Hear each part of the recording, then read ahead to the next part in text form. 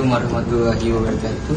Salam IPG Peneraju Kecemerlangan Pendidikan Guru Bertaraf Dunia. Salam pintar KJRI. Jadi hari ini saya akan membuka video kami untuk kali ini dengan satu pantun, yakni pergi bawa perahu ke Tanjung Beringin, bawa belian sebatang selasih. Pada bulan dan juga angin sampaikan salam penyambung kasih. Jadi tak kenal maka tak cinta. Nama yang diberi adalah Muhammad Firuz Kasturi bin Amir Farid. Saya Nur Safira Khairina binti Muhammad Syaiful. Saya Muhammad Danish Iskandar bin Muhammad Sabri. Jadi kumpulan kami akan membentangkan tugasan 2 bagi subjek kesusasteraan dan kebudayaan Melayu, Iaitu untuk tugasan merumuskan karya sastra. Baiklah, saya akan merumuskan karya sastra yang pertama. Itu karya yang saya pilih ialah karya sastra remaja yang berjudul Pantun Remaja Membina Akal Budi, hasil penulisan Ismail Restu. Pantunnya berbunyi: menunggang kuda di tanah rata, di kebun lada ketika redup. Apabila anda ada cita-cita, barulah ada matlamat hidup.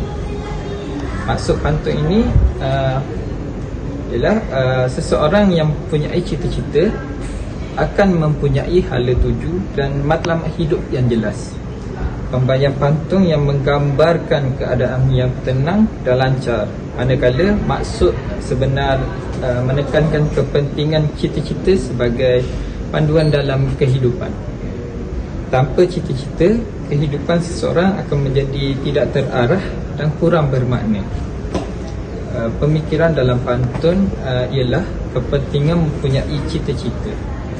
Cita-cita menjadi pendorong untuk seseorang berusaha merancang masa depan dan mencapai kejayaan.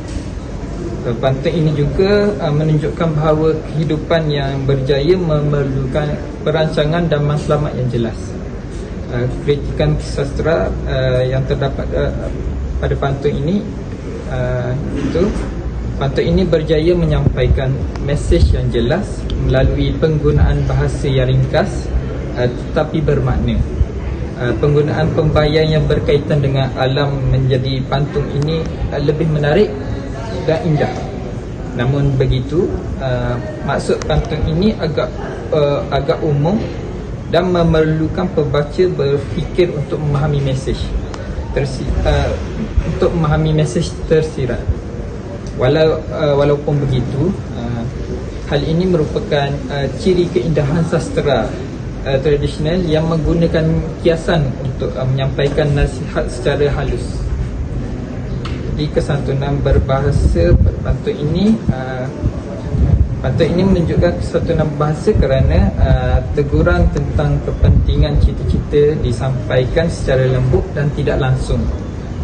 Penggunaan bahasa kiasan seperti menunggang kuda menggambarkan kehidupan tanpa menyinggung perasaan pembaca. Ini membuktikan bahawa masyarakat dahulu sangat mementingkan adab dan komunikasi. Antara nilai yang terdapat dalam pantun ini, yang pertama nilai berusaha, nilai kesungguhan dan nilai tanggungjawab terhadap masa depan. Baiklah, karya sastra yang kedua merupakan sastra dewasa yang bertajuk Empire, hikayat Putera Tanpa Nama yang ditulis oleh Temel Abdullah.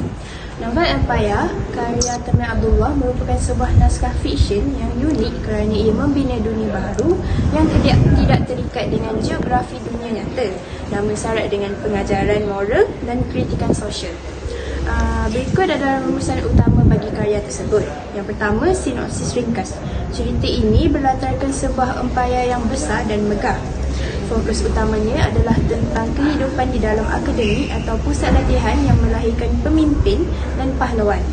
Watak utamanya melalui proses pembelajaran yang mencabar, bukan sahaja dari segi fizikal dan strategi peperangan, tetapi juga dari segi kekuatan prinsip dan integriti diri. Tema utama yang terdapat di dalam novel ini merupakan kepimpinan dan integriti.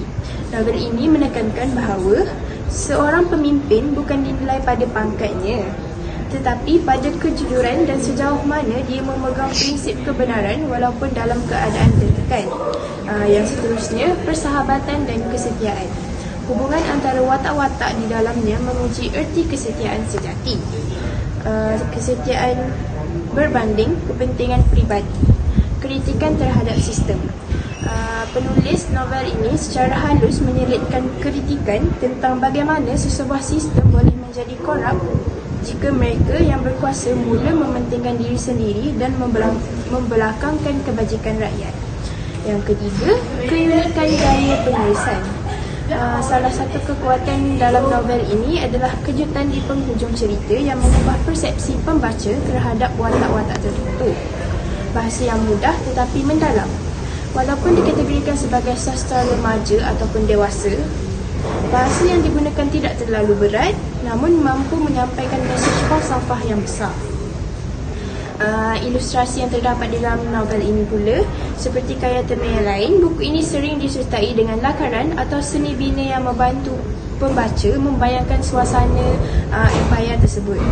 Mesej moral yang terdapat dalam karya sastra yang kumpulan kami pilih ialah karya ini mengajak pembaca berfikir tentang siapa kawan dan siapa lawan, serta mengingatkan bahawa kebenaran selalunya memerlukan pengorbanan yang besar.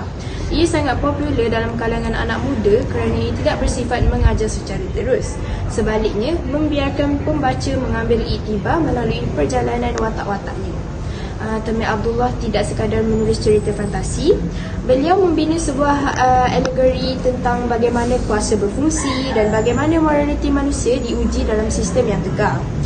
Yang pertama, dekonstruksi watak, arkan dan argumentasi moral.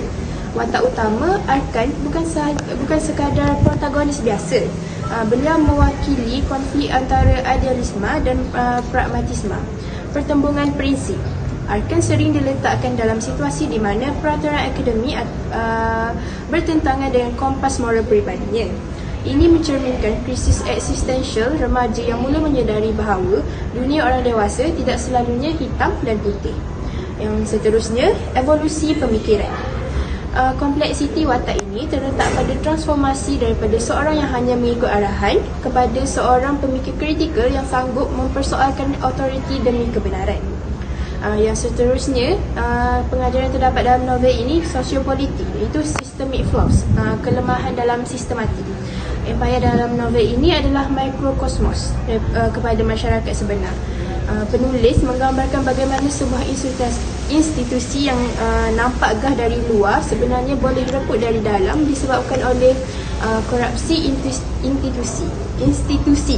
Bagaimana hierarki dalam akademi digunakan untuk melindungi kepentingan pihak tertentu. Pihak tertentunya contoh macam pihak elit ataupun bangsawan berbanding mencari bakat sebenar. Yang seterusnya, manipulasi maklumat. Penggunaan naratif atau sejarah yang ditulis oleh pemenang untuk mengawal pemikiran pelajar ataupun rakyat. Ini adalah satu bentuk ulasan mengenai propaganda dalam dunia realiti. Dan yang seterusnya, analisis teknikal dan naratif. Secara sastra, Empayar menggunakan beberapa teknik yang meningkatkan tahap kompleksitinya, iaitu unreliable narrator, perspektif. Pembaca sering diberikan maklumat secara berperingkat. Apa yang kita anggap sebagai kebaikan pada awal cerita mungkin didedahkan kepada kejahatan yang dirancang di akhir cerita. World building berasaskan falsafah, tidak seperti novel fantasi yang fokus kepada sistem magis. Empayar fokus kepada sistem pentadbiran yang strategik. Setiap ujian yang dilalui oleh watak adalah simulasi kepada masalah sebenar dalam pengurusan manusia dan negara. Dan yang terakhir, metafora seni bina dan struktur. Memandangkan latar belakang penulis sebagai arkitek, Empayar dibina dengan struktur yang sangat simetrikal. Antaranya ialah metafora ruang. Tempat-tempat dalam Empayar seperti dewan, latihan atau bilik rahsia seringkali melambangkan tahap kesedaran watak tersebut. Semakin dalam meneroka fizikal bangunan itu, semakin banyak rahsia gelap sistem tersebut terbongkar. Jadi karya yang terakhir untuk dirumuskan adalah karya daripada Syekh Nazrul Nasir, iaitu karya Syair Nasihat. penuntut ilmu. Jadi syairnya berbunyi begini. Hormati gurumu, patuh ayah ibu, jangan sombong dengan mereka, pasti engkau dibantu. Turuti perintah, janganlah membantah, pasti hidupmu mendapat berkah, rezeki melimpah. Jangan sombong dengan mereka, pasti engkau dibantu. Jangan sombong bernafsu serakah, hidup tak barokah. Itu adalah syair nasihat. Jadi syair ini sebenarnya dimulakan dengan seruan kasih sayang kepada generasi muda, terutamanya remaja sekarang, untuk menekankan kepada aspek keikhlasan dalam setiap amalan. Tanpa niat yang betul, segala perbuatan dianggap sia-sia di sisi pencipta, Allah Subhanahu Wa Taala. Bab kata pepatah, bagai mencurahkan air ke dalam seladi. Jadi yang kedua adalah syair ini menceritakan bahagian etika seorang murid. Ilmu tidak seharusnya menjadikan seseorang itu takbur. Sebaliknya, perlu diiringi dengan adab yang tinggi dan sifat rendah diri agar ilmu tersebut membuahkan keberkatan. Yang seterusnya, syair ini memberikan peringatan tentang sifat dunia yang merupakan sifat sementara dan menipu. Pembaca diingatkan supaya tidak terlalu mengejar nama atau harta di dunia, sebaliknya menjadikan dunia sebagai ladang untuk mengumpulkan bekalan menuju akhirat yang kekal abadi. Yang keempat adalah hubungan sesama manusia. Inilah yang disentuh juga dalam syair ini. Apabila nasihat diteruskan dengan kewajipan menghormati sosok-sosok penting dalam kehidupan. Keberkatan hidup dikaitkan secara langsung dengan keredaan guru yang mengajar kita dan ibu bapa yang menjaga kita. Melalui bakti inilah perjalanan hidup seseorang dipercayai akan menjadi lebih mudah. Jadi tanpa keberkatan ibu bapa dan guru, hidup kita lebih sukar untuk menuju kepada kejayaan. Jadi syair ini diakhiri dengan seruan untuk meninggalkan kemaksiatan dan segera bertaubat. Syair ini merupakan satu ajakan untuk kembali ke jalan agama demi keselamatan di dunia maupun di akhirat. Dan unsur-unsur estetika dan keindahan dalam syair ini adalah pada rima dan iramanya sendiri, yakni persamaan bunyi yang memberikan kesan muzik apabila dibaca atau dilagukan, gaya bahasa, penggunaan perlambangan atau perbandingan yang menghidupkan pemikiran pengarang.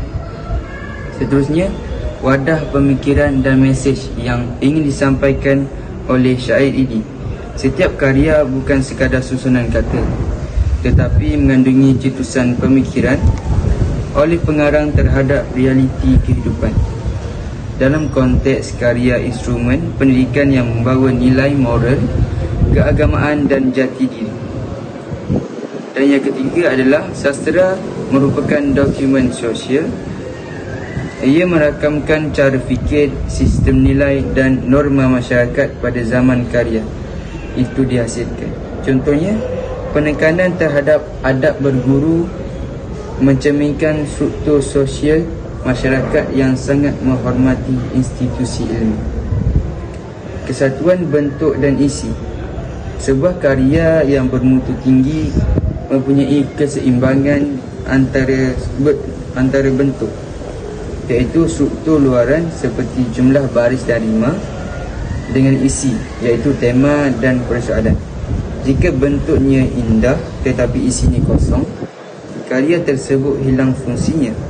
Sebaliknya, jika isinya baik tetapi bentuknya lemah, ia sukar untuk menarik perhatian pembaca. Dan syair ini juga menunjukkan kesantunan berbahasa dalam bahasa Melayu, yakni bagi orang Melayu untuk menegur sesuatu juga memerlukan caranya, ada caranya sendiri. Contohnya, teguran ini diaplikasikan ke dalam syair dan ada juga diaplikasikan ke dalam pantun dan juga gurindam. Itu adalah satu budaya Melayu yang sangat bagus, sangat sopan dan beradab.